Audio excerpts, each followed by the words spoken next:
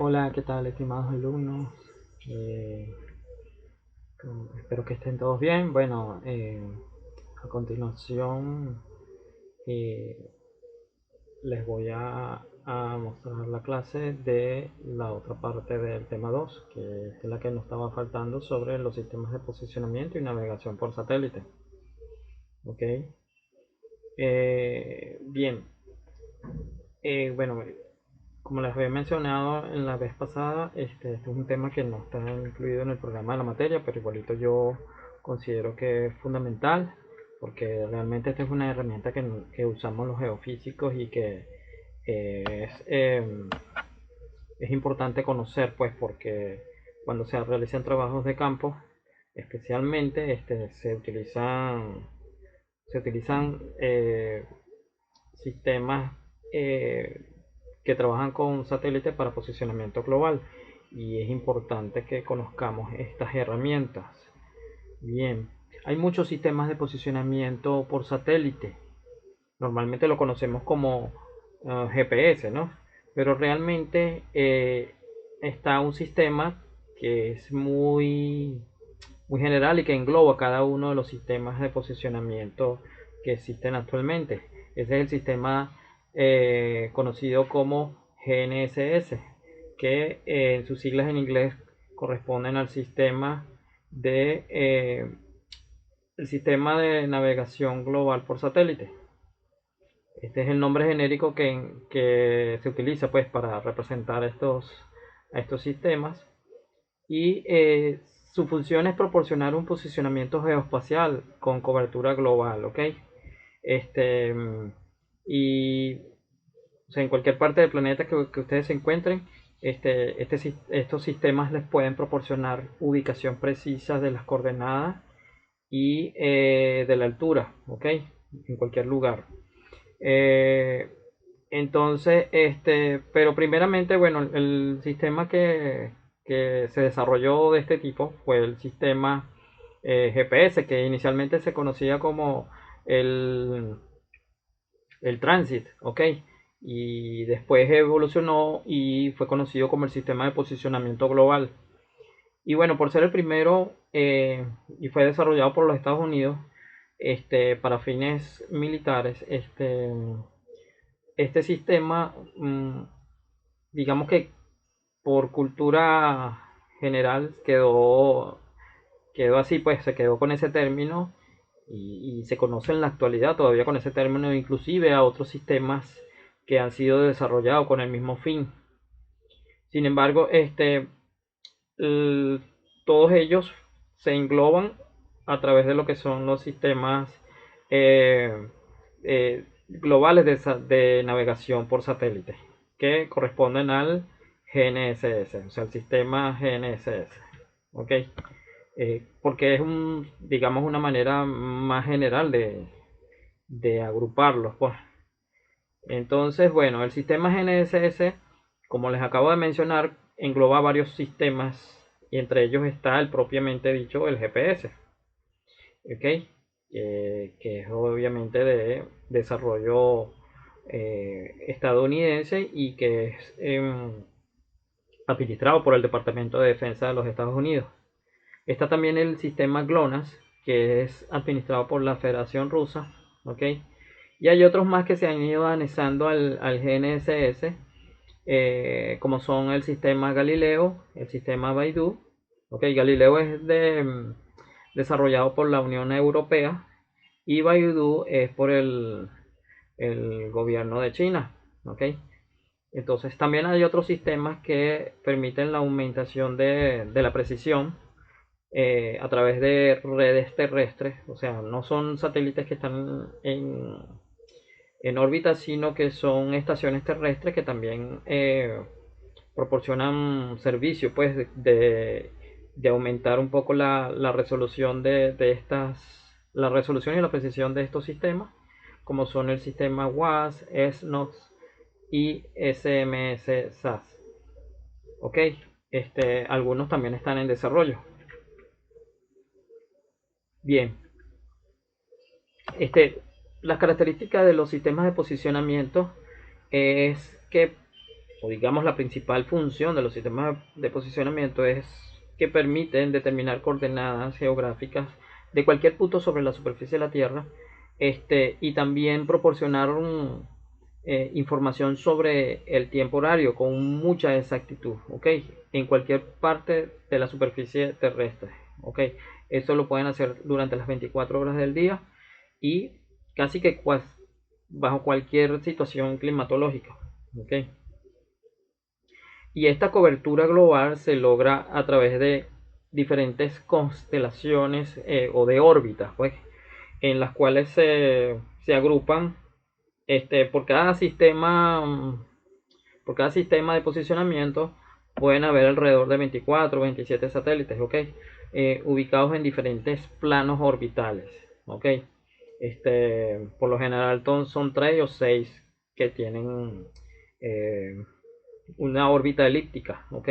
Con diferentes inclinaciones respecto al plano ecuatorial y estas pueden ir desde los 55 grados a los 65.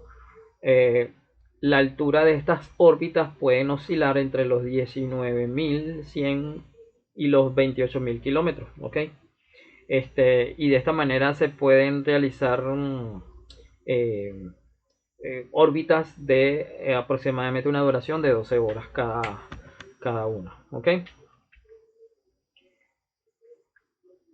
Eh, Como ya les dije, el sistema de posicionamiento global, que es conocido inicialmente, que fue desarrollado por los Estados Unidos, es el más conocido de todos ellos y de hecho, como les mencioné, aunque han salido otros sistemas de posicionamiento global, se le siguen llamando GPS, pero digamos que es por tradición, ¿ok? Pero todos están englobados en el grupo de los sistemas GNSS, ¿ok? Bien, pero entonces podríamos decir que el sistema GPS, por ser uno de los primeros, básicamente todos los demás servicios de posicionamiento tienen características similares. Entonces hablaremos un poco sobre el sistema GPS, ¿ok? O sistema de posicionamiento global, ¿ok? Esta es una constelación de 27 satélites artificiales, ¿ok? Este, y estos satélites, que obviamente son propiedad del gobierno de los Estados Unidos, es gestionado o administrado por el Departamento de Defensa, ¿ok? La función de este sistema es proporcionar posicionamiento continuo, ¿ok? Y tiempo de información horario para todo el globo terrestre durante las 24 horas. Ok, cada uno de estos satélites, como ya les mencioné, están alrededor de unos 20.000 kilómetros de altura. Y cada uno de estos satélites tienen relojes atómicos, ¿ok? Que dan la hora exacta y la posición en el espacio de cada satélite, ¿ok? O sea, estas son las características que tienen cada uno de estos satélites que conforman esta plataforma de posicionamiento satelital, ¿ok? Este, y esa información la están enviando constantemente hacia la Tierra, o sea, hacia la superficie terrestre, y es recibida por los receptores de GPS, los navegadores especialmente, como por ejemplo el que ustedes utilizaron en la práctica que ya hicimos, ¿ok? Entonces, la función de estos receptores es codificar las señales que envía de o que reciben pues de cada uno de los satélites, ¿ok?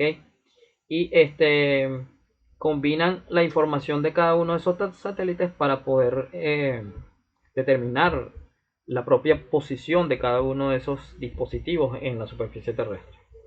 Eh, es decir, sus coordenadas de latitud y altura, ¿ok? Con una precisión muy alta entre 1 y 15 metros aproximadamente, ¿ok? Ustedes pudieron ver que la precisión de estos aparatos puede variar dependiendo de la hora del día, dependiendo de dónde se encuentre, si hay un espacio suficientemente abierto, ¿ok? Entonces esto es una de las características de estos equipos, ¿ok? Algunos pueden determinar la posición con una precisión de unos pocos milímetros, ¿ok? Son instrumentos sumamente precisos y más sofisticados. todos o casi todos pueden suministrar información sobre la altura. Este, Solo que con la altura es un poco menos preciso, ¿ok? Y sin embargo, se podría decir en términos generales que es bastante aceptable, ¿ok? Y bueno, esta precisión siempre va a estar relacionada con la cantidad de satélites que se estén sintonizando. Mientras más satélites se sintonice o sintonice un receptor, más precisión habrá en las lecturas.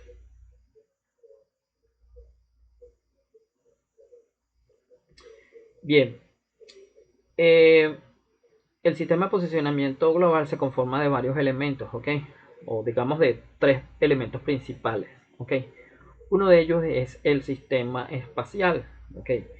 Y el sistema espacial es, bueno, no es más que simplemente la constelación de los satélites, ¿ok? Eh, Estos satélites proporcionan tanto información de navegación como de comunicación y, y eso representa señales que envían pues y reciben de cada uno de los receptores. En el caso del GPS, este sistema espacial, como les acabo de mencionar, se conforma de una constelación de 27 satélites y realmente el nombre real del sistema GPS es sistema Navstar, ¿ok?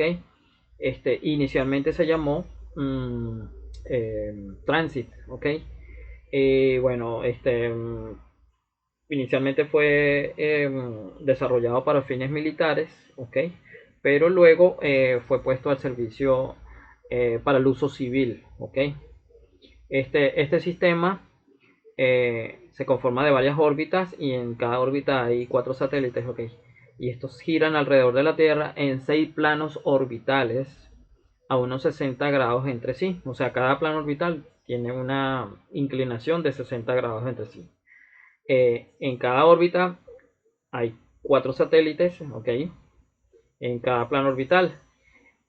Dentro de esos 27 satélites, 24 eh, son unidades operativas, mientras que 3 son unidades de reemplazo, ¿ok? ¿Qué significa esto? Las unidades de reemplazo, que son 3, o sea, me refiero a 3 satélites que son de reemplazo, la función de ellos es operar cuando alguno de los satélites presenta alguna avería o alguna falla o se desvía de su trayectoria eh, original, ¿ok? Entonces esa es la idea de que existan 27 satélites, pero de los cuales 24 siempre están operativos.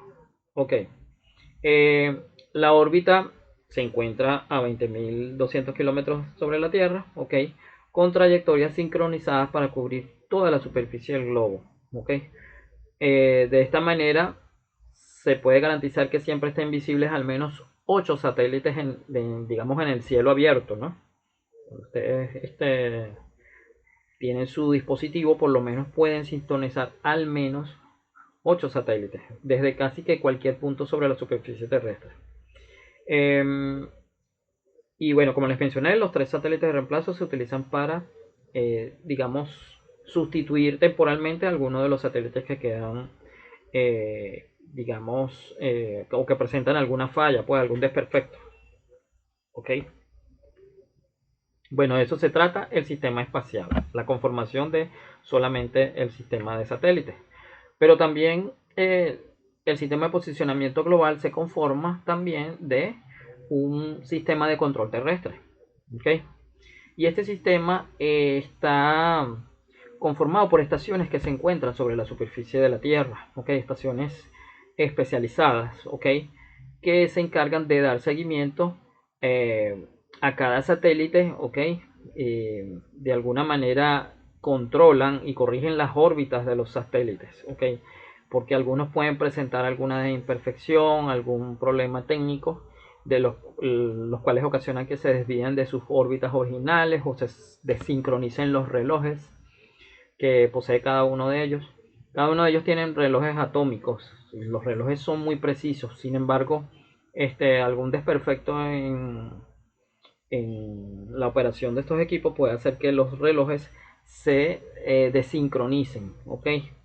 Y el hecho de que se desincronicen significa que ya entonces la proporción, digamos, el suministro de la información de coordenadas o de posicionamiento ya no sea lo suficientemente preciso. Entonces por eso estas estaciones que están ubicadas en tierra en diferentes lugares, cuyas posiciones son sumamente precisas, se encargan es de corregir esas órbitas de cada satélite. Las órbitas y obviamente la transmisión de los datos, ¿ok?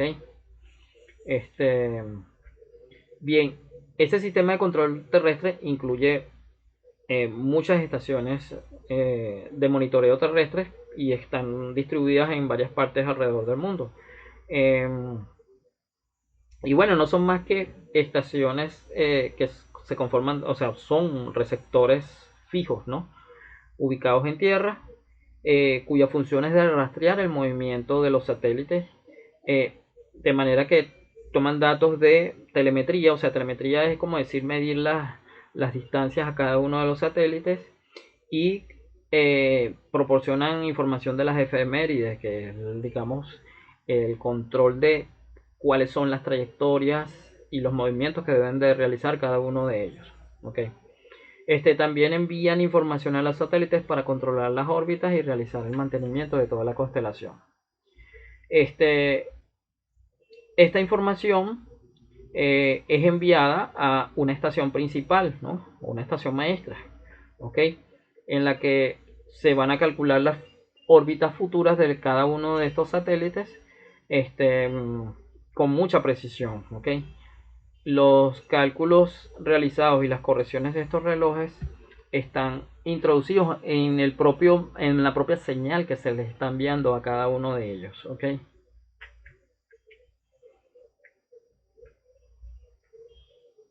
En este gráfico podemos ver un mapa mundi en el cual se encuentran diferentes estaciones ubicadas en tierra, ¿ok? Que se componen del sistema de control terrestre, ¿ok? Para el sistema, esto es nada más para el sistema de posicionamiento global. Obviamente para otros sistemas de posicionamiento habrán otras estaciones que pueden coincidir con estas mismas, pero también habrán otras que no se conforman de los mismos puntos de control terrestre, ¿ok?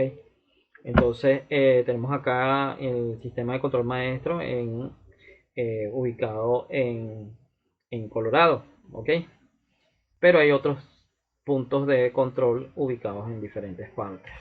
Eh, como les mencioné, bueno, cada uno de estos puntos es ir monitoreando la posición de cada uno de los satélites, verificar si las trayectorias son las correctas y si la información que están transmitiendo también es correcta.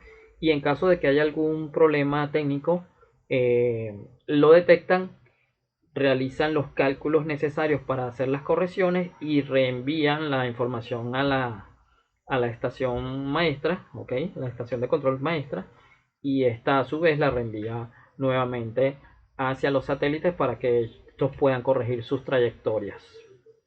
Ok. El otro componente del sistema de posicionamiento global lo corresponde es el sistema de usuarios. ¿Ok?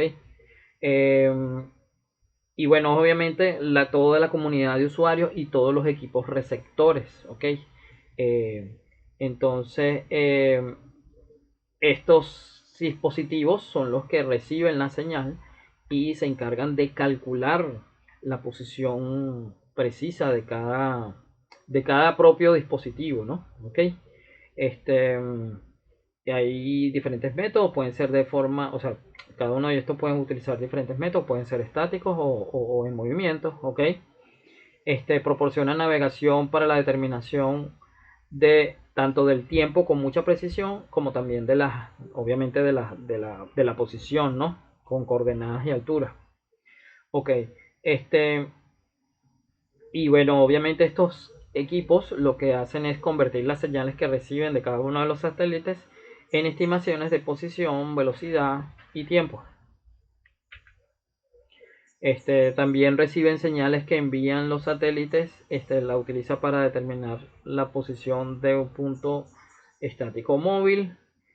Eh, y bueno, una de las características es que por lo menos deben tener, digamos, 4 satélites. Por lo menos con 3 satélites ya se puede determinar una coordenada. No necesariamente es precisa, pero sí ya se puede determinar una información de coordenada. Pero a medida que se agregan más satélites, se puede determinar no solamente la posición de la longitud y la longitud de ubicación, sino también puede proporcionar información de la altura. ¿Ok? Y bueno, y también como ellos disponen de relojes atómicos, también pueden proporcionar información sobre la hora o del tiempo horario con muchísima precisión.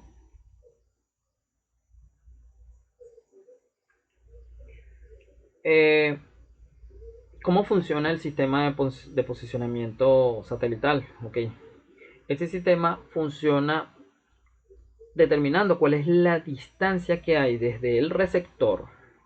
Por ejemplo, el receptor que ustedes utilizaron en la práctica se encarga de eso, de determinar qué distancia hay entre ese dispositivo a cualquiera de los satélites que esté sintonizando en cualquier momento. Ok. Este determina ¿Cómo determina esa distancia? Bueno, determinando el tiempo que tarda una señal de radio transmitida desde cualquier satélite en llegar al propio receptor que se encuentra en tierra, ¿ok?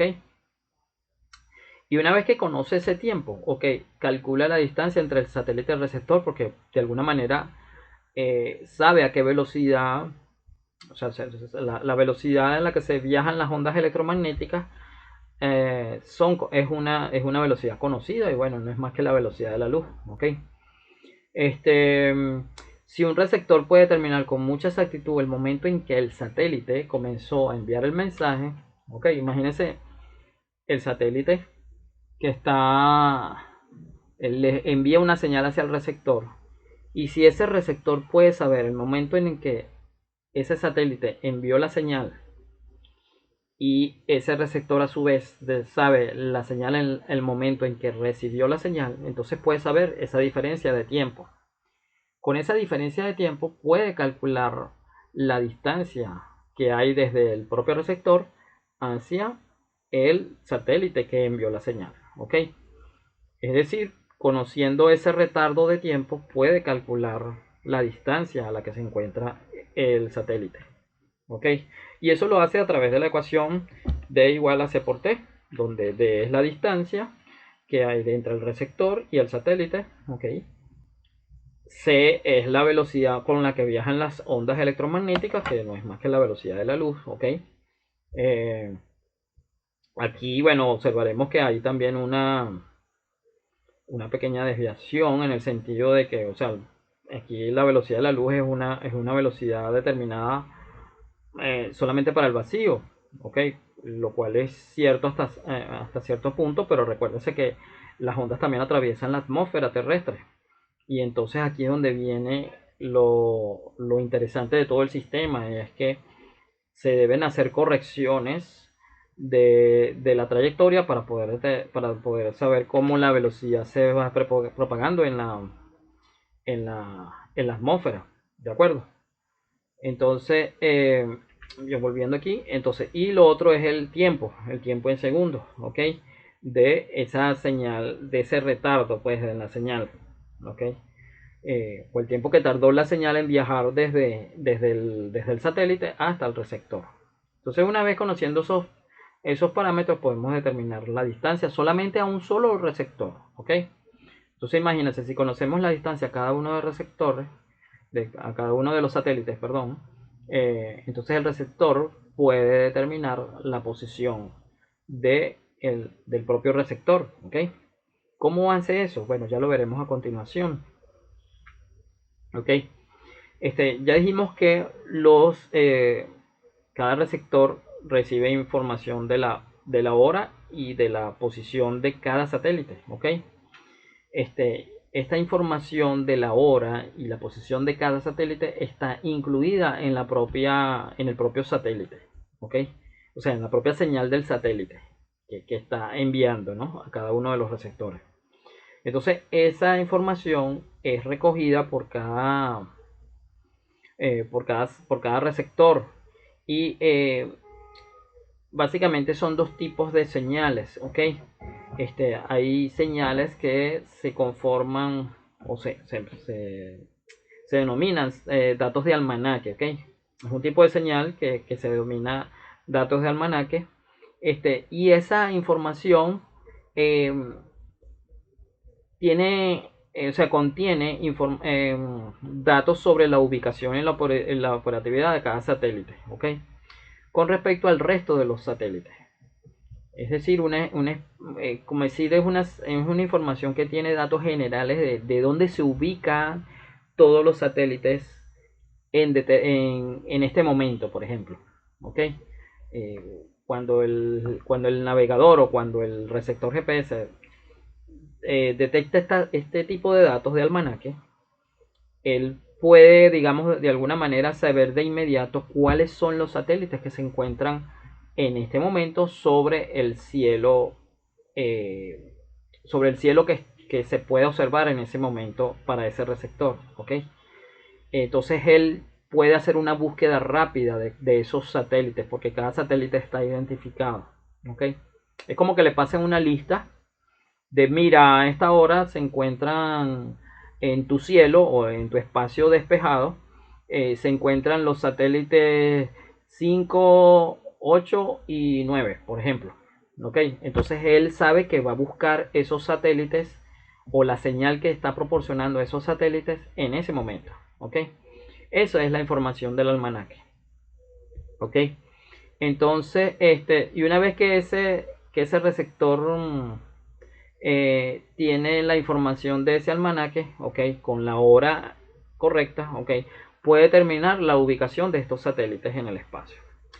La otra información que recibe el señal de cada uno de los satélites es otra que se conoce con el nombre de las efemérides, ok.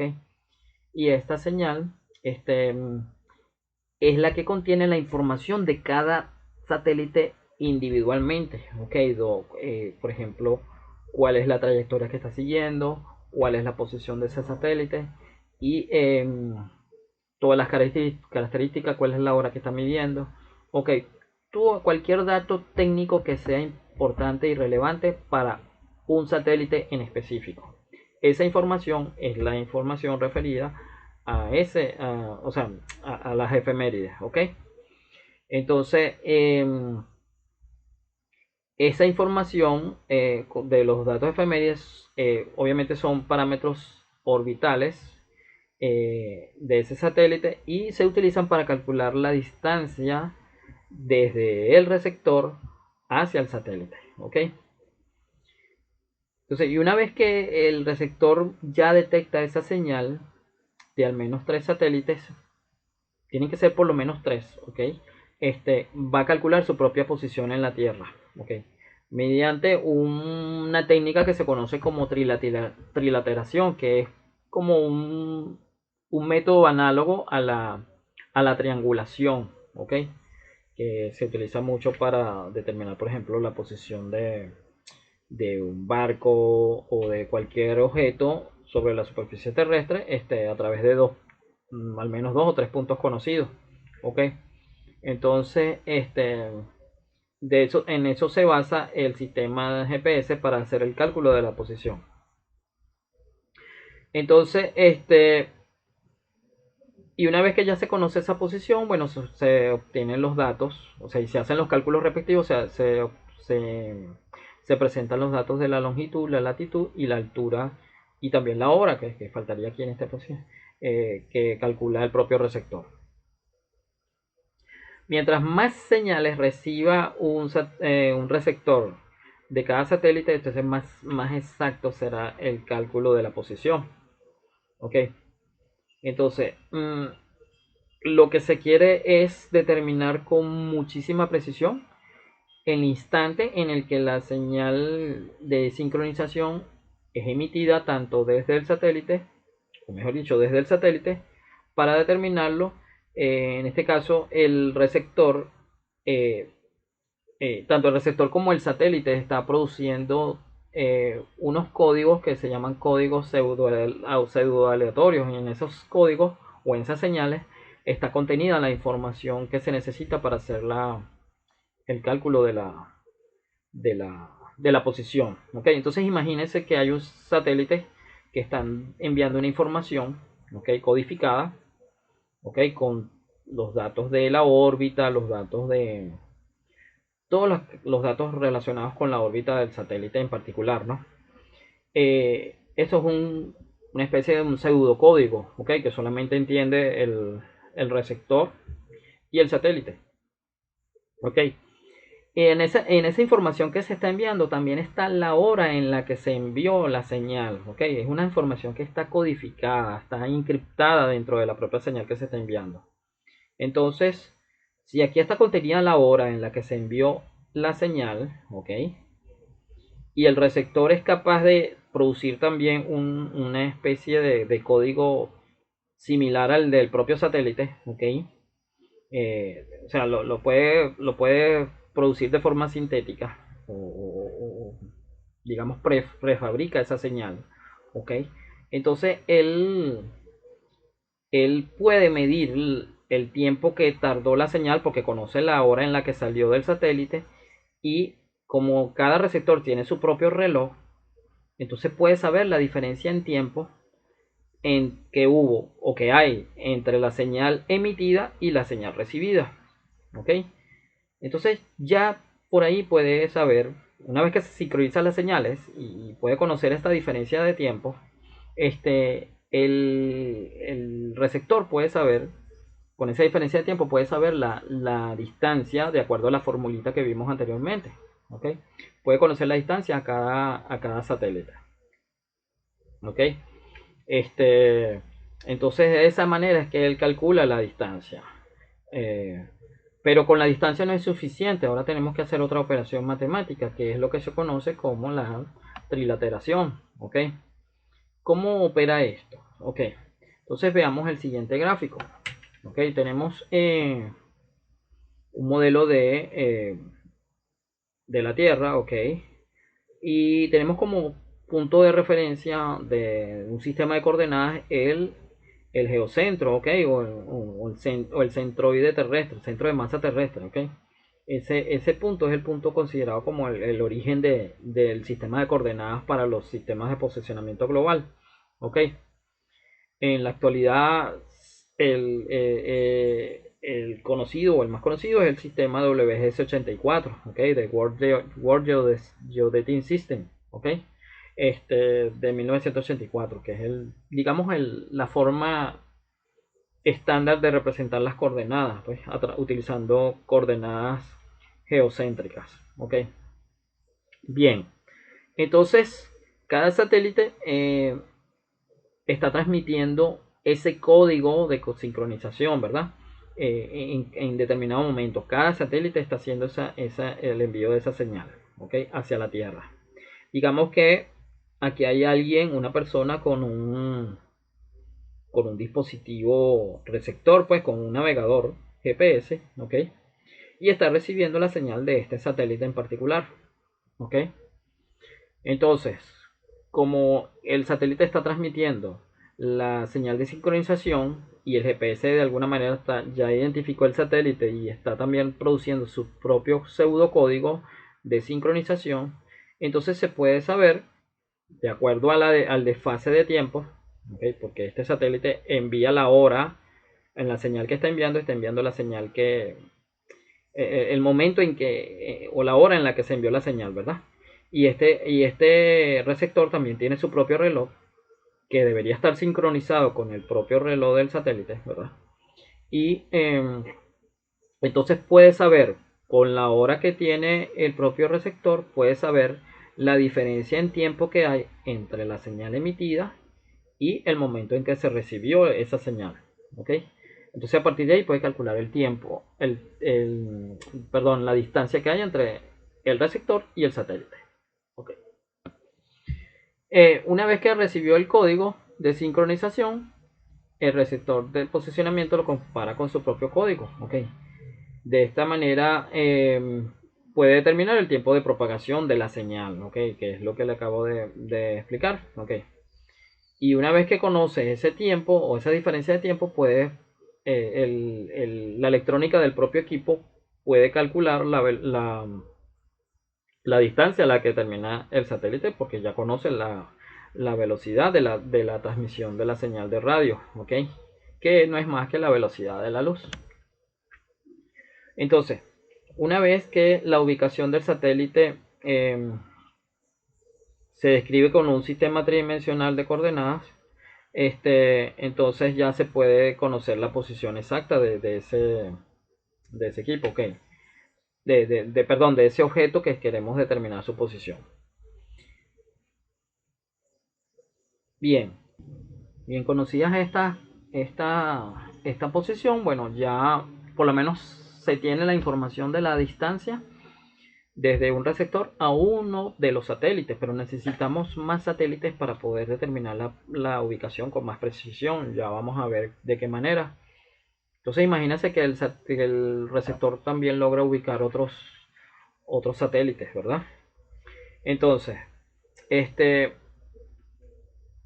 ya dijimos que la única manera de determinar la posición es utilizando, o digamos la manera más efectiva de ubicar la posición es utilizando una técnica que se conoce como la trilateración. Este, y esa técnica es muy parecida a la técnica de la triangulación. ¿Ok?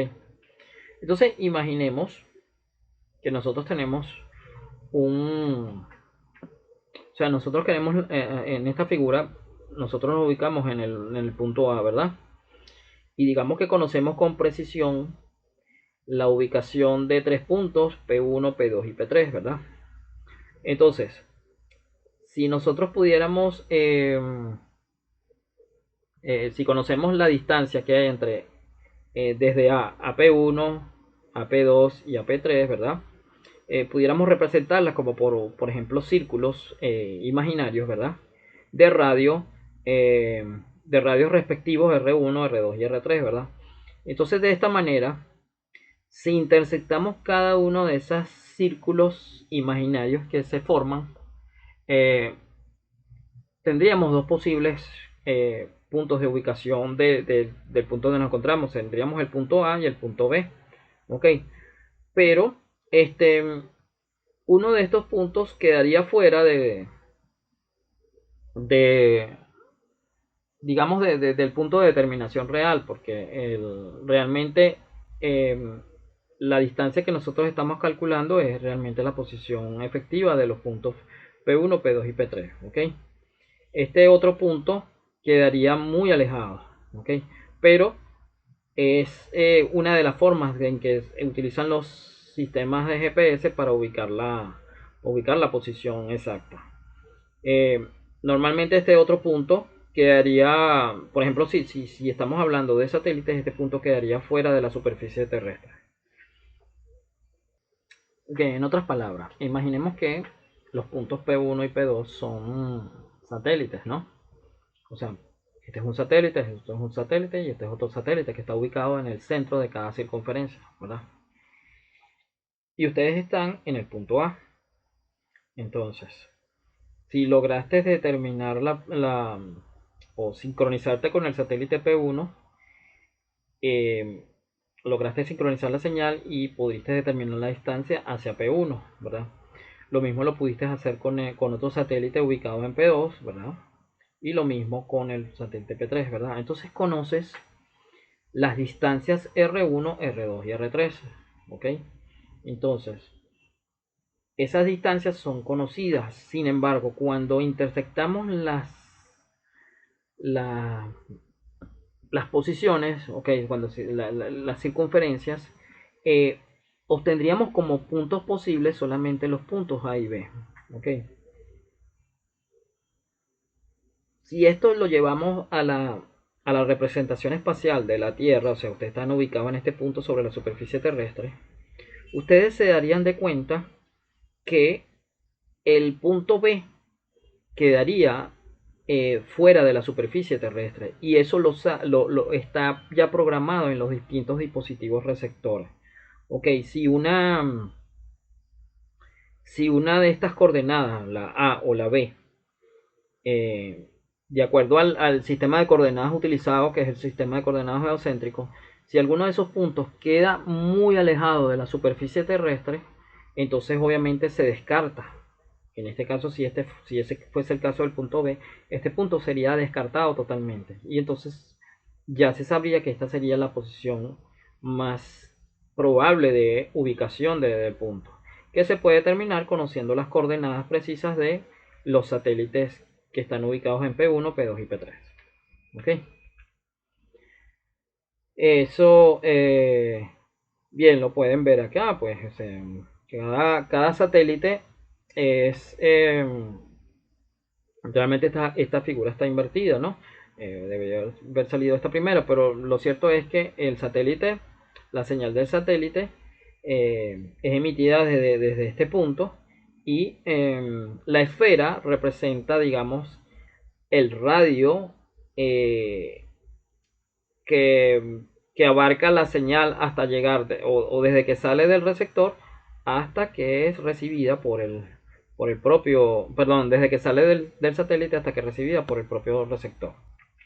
Bien, entonces, una vez que ya el receptor conoce la posición de dos satélites, ¿verdad? Vamos a verlo ahora en 3D porque ya lo vimos en 2D. Ok. Entonces ya una vez que el receptor conoce la posición de dos satélites y sus distancias al receptor, ¿verdad? Este, podríamos decir entonces que en algún lugar del círculo, ok, formado por la intersección de las dos esferas, se encuentra la posición real que queremos determinar. Eso es así, por ejemplo. Tenemos, ay, perdón, acá en esta imagen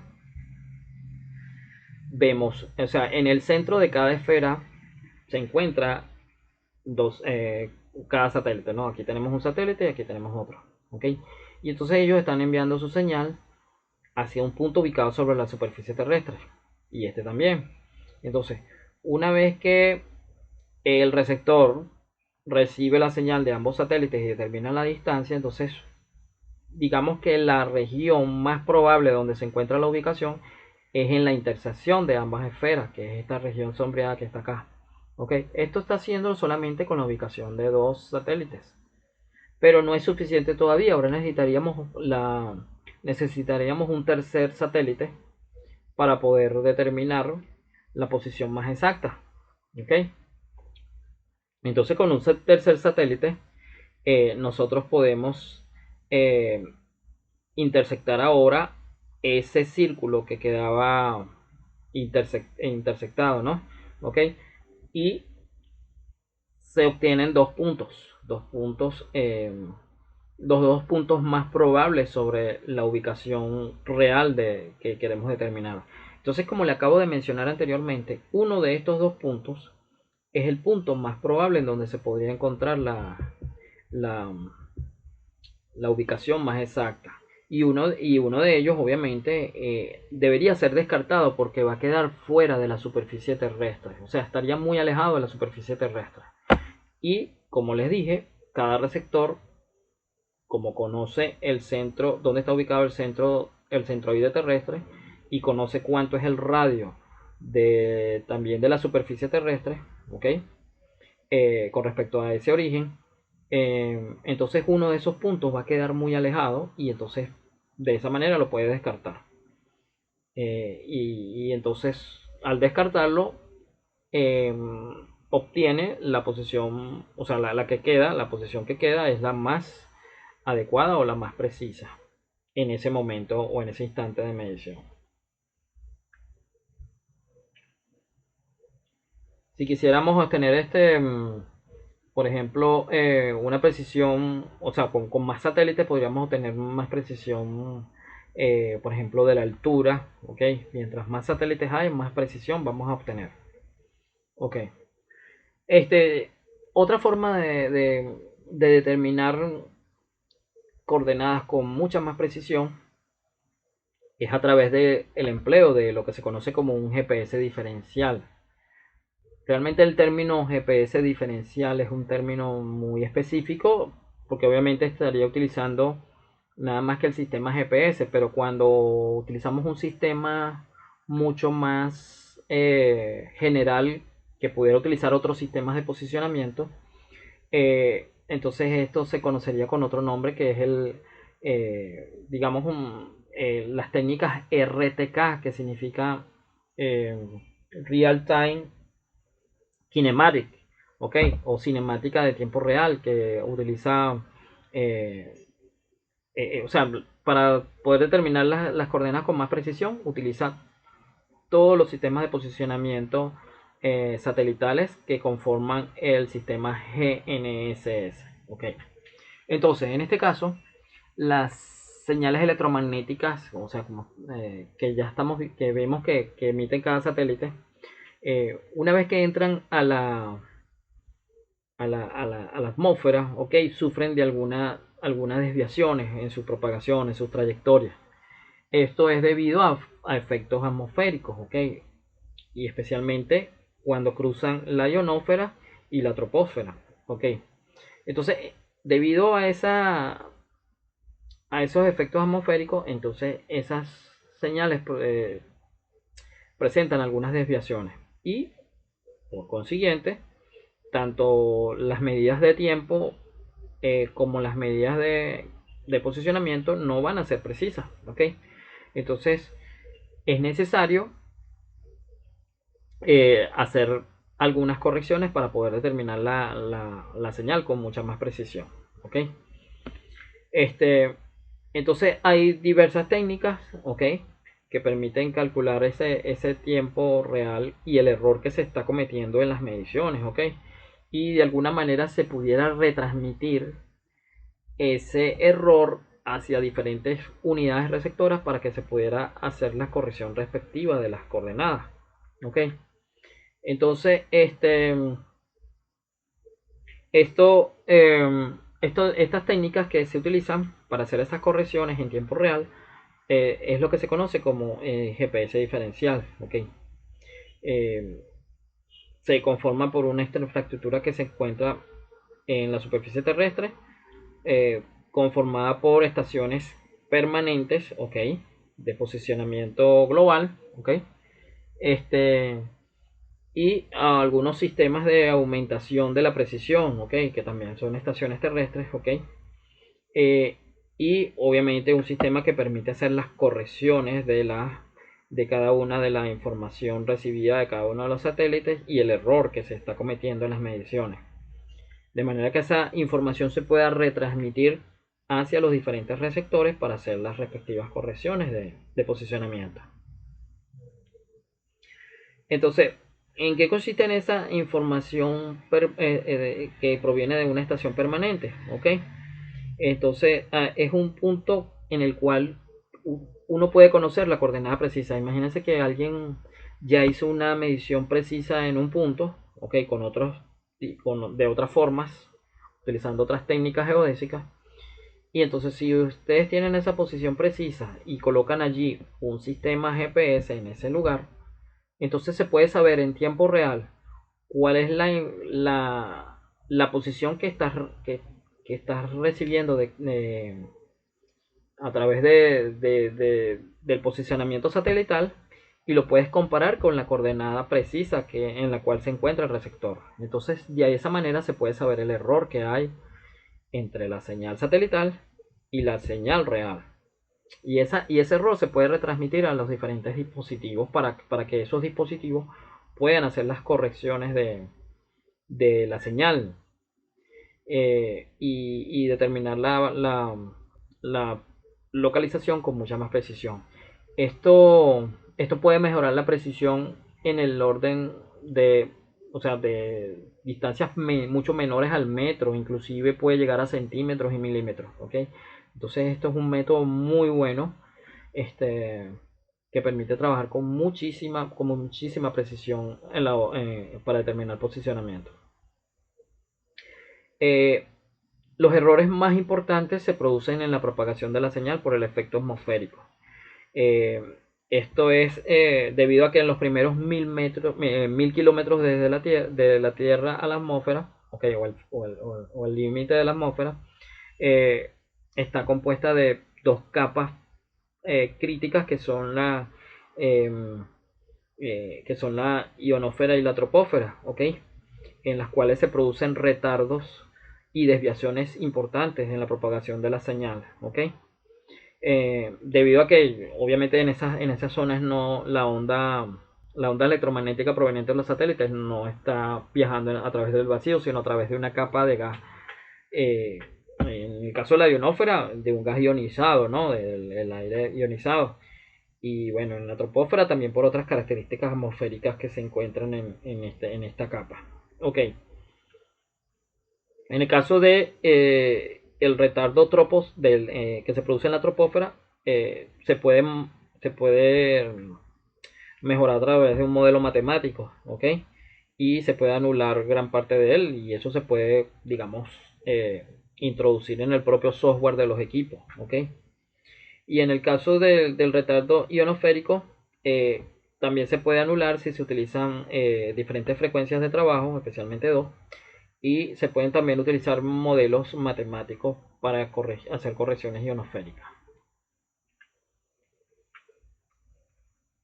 Entonces, ¿cómo trabaja el GPS diferencial? Bueno, básicamente, como les acabo de mencionar, bueno, tenemos una estación base, ¿okay? En la cual conocemos eh, una... O sea, esta estación base es realmente un receptor GPS cualquiera, ¿ok? Pero digamos un poco más sofisticado con una antena mucho más... eh, o sea, con una antena más amplia para poder recibir señales con mayor facilidad y mayor precisión, ¿ok? Y esa estación base o ese GPS receptor se coloca en un punto donde se conoce la coordenada con mucha precisión a través de otras técnicas geodésicas, ¿ok? Entonces, una vez que ya sabemos esa coordenada y ese receptor determina la posición a través de la señal que es recibida de cada uno de los satélites, entonces él puede conocer la diferencia entre la posición real y la posición determinada a través de datos satelitales. Entonces, una vez conociendo ambas posiciones, ambas coordenadas, puede detectar el error que haya entre cada una de ellas, ¿okay? La diferencia en distancia entre la real y la satelital. Y ese error lo puede retransmitir hacia otras estaciones que se encuentran en diferentes lugares, que normalmente son regiones cercanas, no pueden estar tan alejadas. ¿Okay? Pudieran llegar alrededor de unos 10 o 20 kilómetros más alejadas, pero ya a medida que se alejan más, la precisión obviamente va a ir disminuyendo. Ok, pero imaginemos que esa otra estación está relativamente cercana a la estación base, entonces la precisión que está recibiendo el otro segundo receptor, que antes era si no estuviera estación base, este, antes era de un error de 3 4 5 metros de error, ahora se puede mejorar alrededor de los 3 perdón, ahora se puede mejorar por debajo del metro e inclusive en el orden de los centímetros o de milímetros. Todo va a depender de las características de los equipos que se estén utilizando.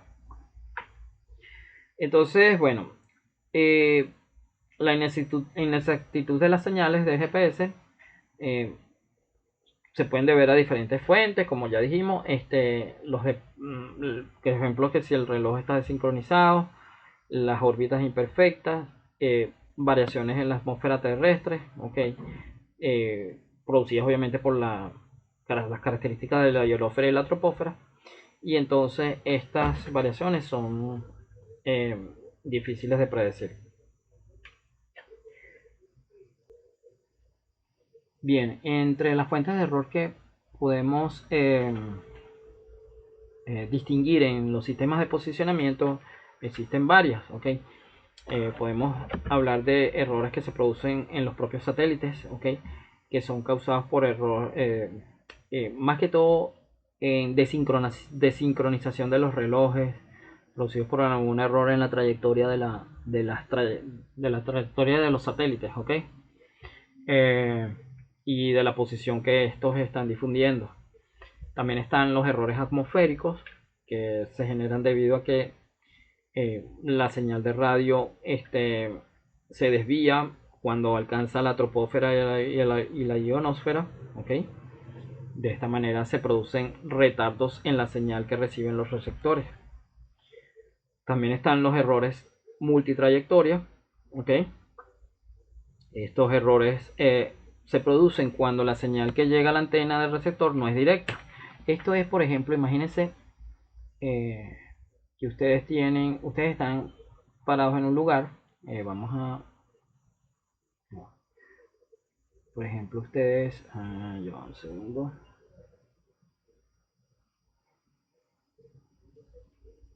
Ustedes tienen, por ejemplo, ustedes están en este sitio con un receptor de GPS, ¿ok? Tienen un receptor de GPS acá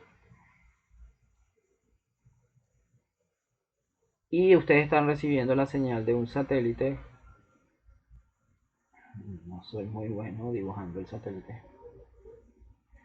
Esa señal que ustedes deberían de recibir de este satélite, que debería llegarles en dirección en línea recta, ¿ok? No necesariamente es así, porque a lo mejor tienen, por ejemplo, acá un edificio y entonces también se producen algunas desviaciones, como por ejemplo esta. La señal choca en el edificio y rebota, ¿ok? Entonces esta señal también la está recibiendo el GPS y la está confundiendo con la señal original, ¿ok? Imagínense que aquí también había otro edificio que está obstaculizando el paso, ¿no? Entonces, normalmente ocurre en las ciudades. Entonces, ya esta señal no la está recibiendo directamente, sino que está recibiendo la señal que está rebotando en este edificio, ¿ok? Y entonces esto puede ocasionar errores en la lectura, ¿ok? Entonces, por eso es importante separarse de las zonas donde hayan edificios altos, árboles. Lo importante es tener un cielo totalmente despejado, ¿ok? Para que este tipo de situaciones no ocurran. Ok, sí, bueno, voy a borrar aquí esto.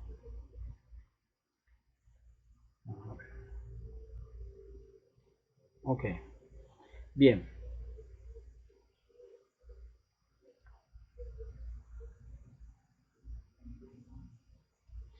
bien, entonces esos son los errores multitrayectorias. También tenemos errores en el propio receptor provocados por el ruido electrónico generado por fuentes externas e internas que son propias del receptor. También que el reloj no esté lo suficientemente sincronizado. eh, Características del propio instrumento que a lo mejor no es de la suficiente calidad requerida.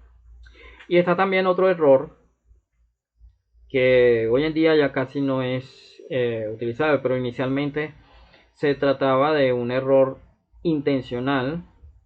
En el caso del sistema GPS, como era un sistema originalmente desarrollado para fines militares, entonces se introducía un error de forma intencional en los dispositivos, ¿ok? Para que, para que la precisión de los receptores no fuese tan alta, ¿ok? Para la precisión más bien fuese relativamente baja. En ese caso era para garantizar de alguna manera una seguridad en la defensa territorial por algún conflicto bélico o algún conflicto militar, pues de manera que el enemigo no supiera o cualquier persona con malas intenciones supiera la precisión exacta de los sitios, digamos, de los sitios de los objetivos militares, por ejemplo. ¿Ok? Bien, les acabo de mencionar, bueno, inicialmente el GPS, ok, el sistema de posicionamiento estadounidense fue creado con un fin militar, ¿verdad? Inicialmente. Y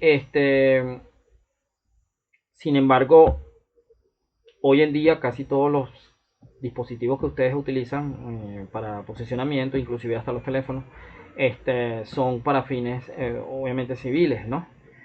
Eh, Hasta el año 99, esto que les acabo de mencionar, de que el sistema del Departamento de Defensa introducía este error de manera intencional, eh, o sea, fue aplicado, pues, y entonces todo esto quedó en un programa que pertenece al Departamento de Defensa, que es el programa de disponibilidad selectiva, ¿ok? Este programa introducía el error intencional, ¿ok? En la transmisión de la posición a los receptores de uso civil, de manera de mantener la ventaja estratégica como les mencioné. Eh, la mayoría de los receptores de posicionamiento este, tienen una precisión entre 1 a 15 metros, ¿ok? Ya lo hemos visto y ustedes lo han podido comprobar en las prácticas que han realizado, ¿ok? Eh, Dependiendo de la cantidad de los satélites, si se logran adquirir señal de más satélites, esta precisión puede mejorar muchísimo más, ¿de acuerdo? Entonces, pero esa precisión puede verse afectada también por la presencia de los edificios altos, vegetación, topografía alta, ¿ok? En algunos casos también el mal tiempo. No debería afectar mucho, pero sí el mal tiempo de alguna manera también afecta en las señales, porque de alguna manera cuando la señal atraviesa las nubes, en cierta forma se ven afectadas. Normalmente estas señales son enviadas en ondas microondas, ¿no? Las ondas microondas no deberían de tener tanto efecto eh, con, eh, con los cambios atmosféricos, pero sí presentan, digamos, algunas distorsiones que por más mínimas que sean, siempre afectan las señales. Entre las aplicaciones de los sistemas de posicionamiento, bueno, hay muchísimas, cada vez hay más aplicaciones, ¿ok? Pero podemos mencionar algunas como son las operaciones militares, navegación marítima, o sea, para las flotas de barcos y de tanto con fines civiles como con fines militares, ¿ok? Eh, Transporte, turismo, ¿ok? También se puede utilizar. Bueno, sin lugar a dudas para hacer mediciones cartográficas, mediciones topográficas, ¿ok? Geodesia, para determinar la forma real de la superficie terrestre, en estudios meteorológicos, geológicos, geofísicos, o sea, para cualquier cantidad de proyectos geofísicos se pueden utilizar, especialmente en actividades relacionadas con medición de datos geofísicos, sísmicos, gravimétricos, magnéticos, todo, cualquier información que se pueda adquirir de cualquier parámetro físico sobre la superficie terrestre, entonces para eso pueden ser utilizados los sistemas de posicionamiento global.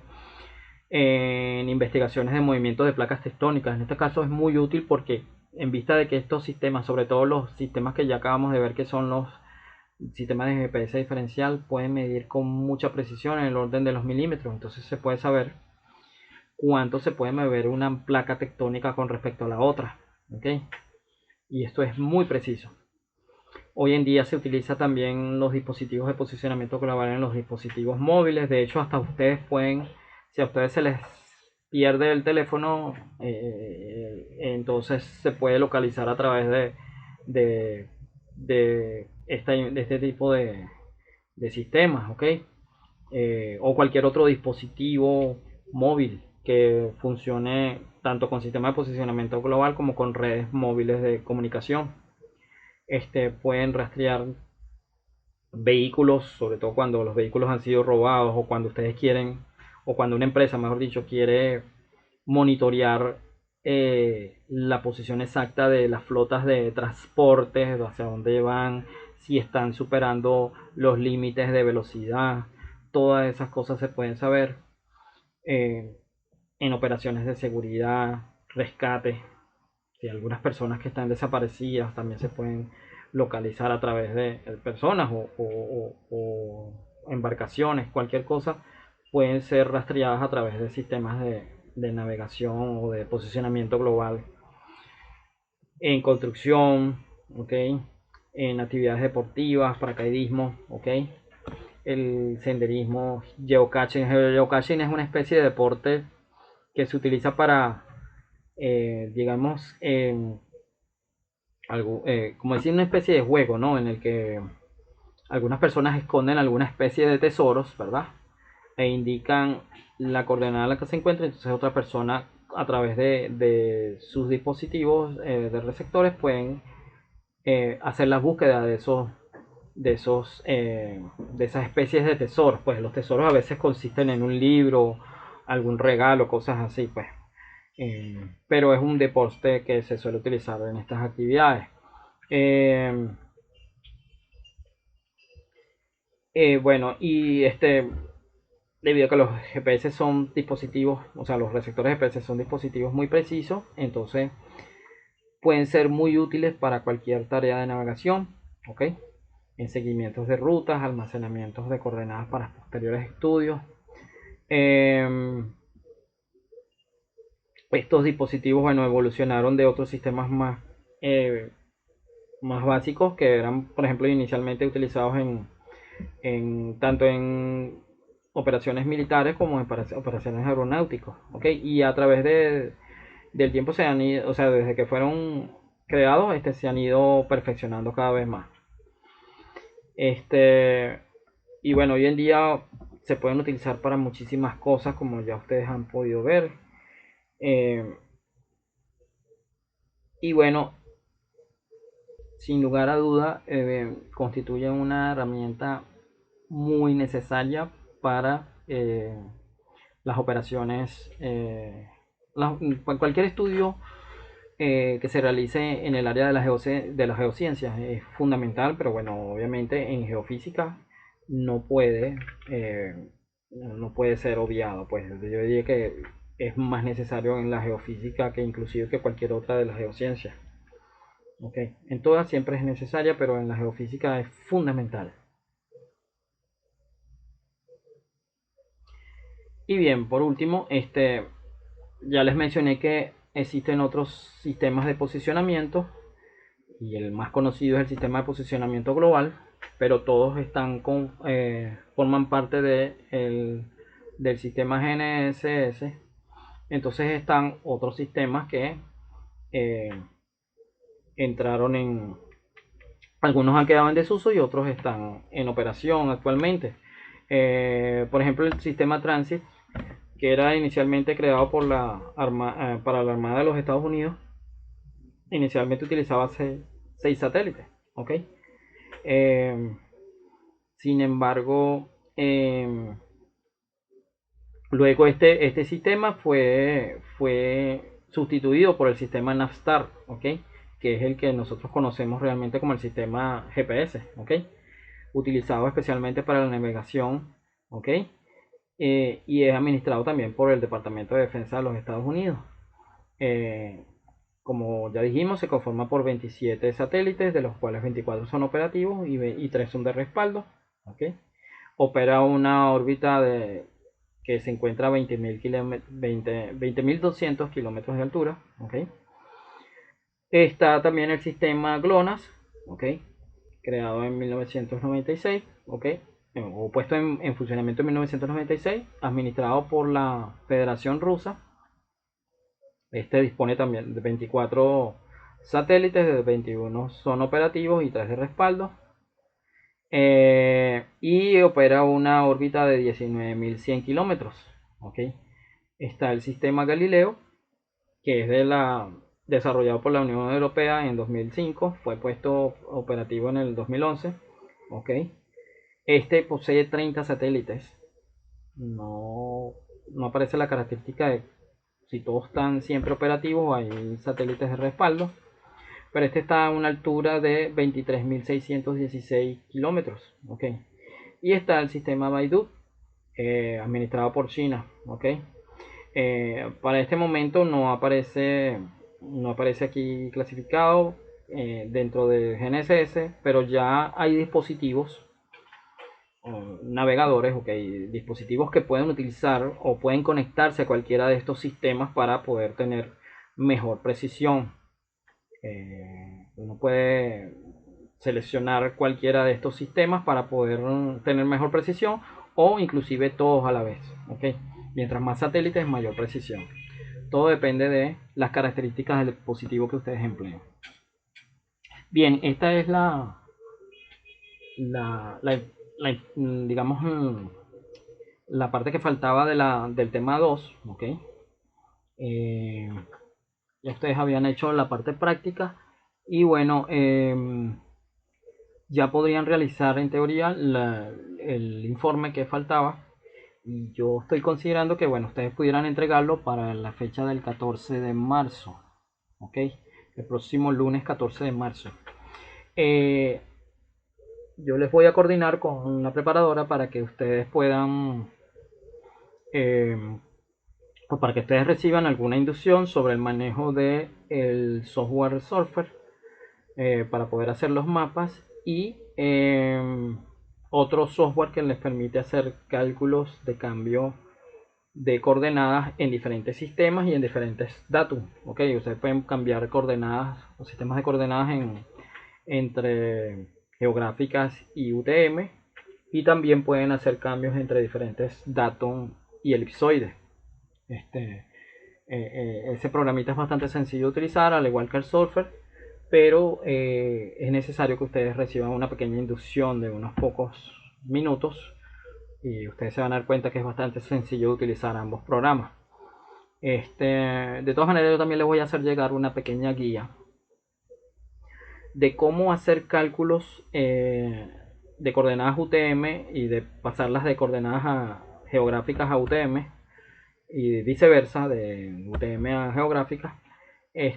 Yo pensé inicialmente enviárselas acá en esta clase, pero aunque no es difícil, es largo, o sea, es un procedimiento largo que involucra muchas coordenadas. Realmente las ecuaciones son sencillas, pero son muchas y son varias, entonces hay que seguir como una especie de receta de qué se debe hacer primero, qué se debe hacer después. Y es un poco complicado colocarlo acá en las dispositivas. ¿Ok? Entonces yo pienso que es mejor enviárselas en una guía, de manera que ustedes después las puedan consultar con más calma y puedan hacer de pronto ustedes mismos puedan hacer una, una especie de hoja de cálculo que le permita hacer eh, los cálculos de cada una de las coordenadas, pasarlas tanto de geográfica a UTM o viceversa, después con más detenimiento. Bien, entonces todo esto por esta clase. Entonces pendiente, ya yo puse esta guía en la carpeta de Drive de la clase de instrumentación, y ya pueden consultarla, y entonces ya también pueden consultar este video que les estoy proporcionando. Bien, entonces nos vemos en la próxima clase. Que estén bien y saludos para todos.